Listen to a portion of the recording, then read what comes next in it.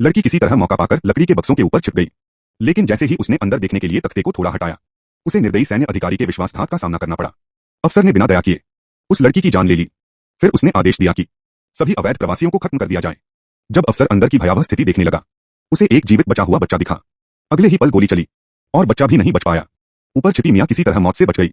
अफसर ने तुरंत आदेश दिया कि सारी लाशें हटाई जाएं और प्रवासियों का सामान लूट लिया जाए। जब कंटेनर का दरवाजा बंद हुआ, तब जाकर मियां ने राहत की एक गहरी सांस ली। दुख उसके दिल में उमड़ रहा था, लेकिन उसने खुद को संभाला और तुरंत निकोल को संदेश भेजा और पति को सावधान रहने के लिए कहा। पता नहीं कितना समय बीत गया। मियां वाला कंटेनर तय योजना के अनुसार कार्गो जहाज पर चढ़ा दिया गया, लेकिन जहाज बंदरगाह से निकल चुका था। फिर भी उसे अपने पति की कोई खबर नहीं मिली। उसके पेट में पल रहा बच्चा भी मानो डर गया हो। काफी देर से कोई हलचल नहीं थी। मियां एक कोने में बैठी आराम कर रही थी कि अचानक उसे लकड़ी के बक्से के किनारे पर एक छिपा हुआ बैग मिला।